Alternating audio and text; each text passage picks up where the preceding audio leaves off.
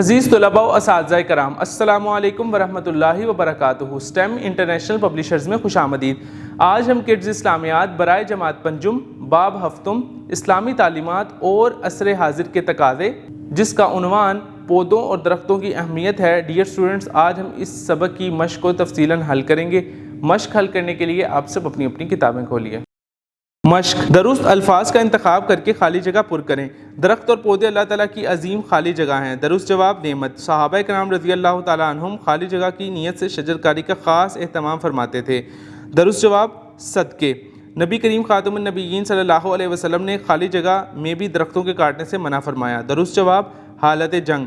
दरख्तों से इंसान खाली जगह फ़वाइद भी हासिल करता है। दुरुस्त जवाब मुआशी। दिए हुए सवालात के मुख्तसर जवाबात लिखें। दरख्तों और पौधों की अहमियत के हवाले से एक हदीस मुबारक का तर्जुमा लिखें। जो शख्स दरख्त लगाए फिर इस दरख्त से कोई आदमी अल्लाह ताला की कोई और मखलूक कुछ खा ले तो उस लगाने वाले के लिए सदका शुमार होता है।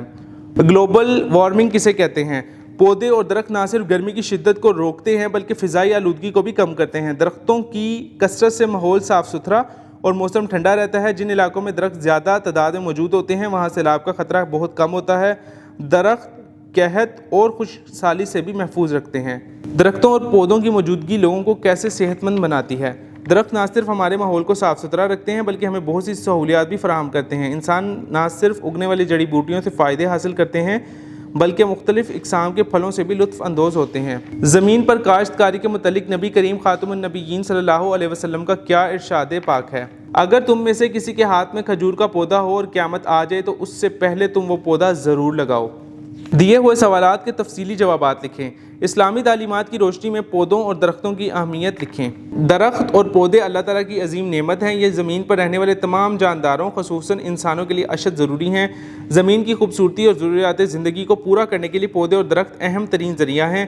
दरख्त और पौधे अल्लाह ताला की नेमतों में से अहम तरीन नेमतें हैं। कुरान मजीद में अल्लाह ताला ने मुख्तलिफ़ दरख्तों और नबातात का जिक्र फरमाया है। इरशाद बारी है तर्जुमा, और वो अल्लाह ताला ही है जिसने बेलों वाले और तनावर दरख्तों वाले बागात पैदा किए और खजूर के दरख्त और फसलें जिनके जायके मुख्तलिफ हैं, और जैतून और अनार जिनमें कुछ मुशाबे हैं और बाज़ मुशाबे नहीं।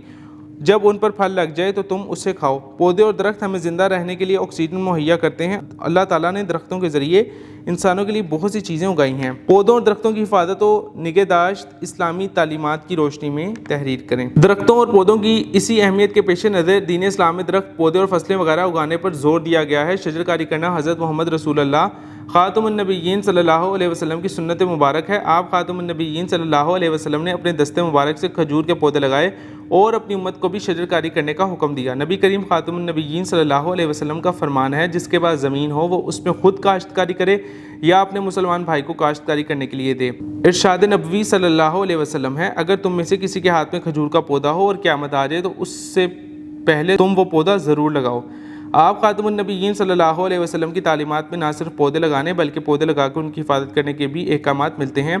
आप ख़ातमुन नबिय्यीन सल्लल्लाहु अलैहि वसल्लम ने जहाँ आम दिनों में दरख्त काटने की ममानियत फरमाई, वहाँ आप ख़ातमुन नबिय्यीन सल्लल्लाहु अलैहि वसल्लम ने हालत जंग में भी दरख्तों के काटने से मना फरमाया। सरगर्मी बराए तलबा, अपने स्कूल और मोहल्ले में शजरकारी मुहिम में हिस्सा लें और अपने हिस्से का पौधा लगाएं।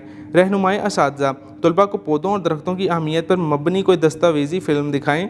तलबा को बताएं कि पौधे और दरख्त हमारे लिए कितने अहम हैं। नीज़ तलबा को कहें कि स्कूल में वो अपने हिस्से का एक पौधा ज़रूर लगाएं। डियर स्टूडेंट्स, इस सबक की मश्क को हमने तफसीलन हल किया है। मैं उम्मीद करता हूँ कि अब मश्क आपके लिए आसान हो चुकी होगी। बार बार प्रैक्टिस करें। उम्मीद करता हूँ आप इस मश्क को अब बआसानी हल कर सकेंगे। मिलते हैं एक नई वीडियो में एक नए सबक के साथ। तब तक अपना ख्याल रखिएगा। अल्लाह हाफ़िज़।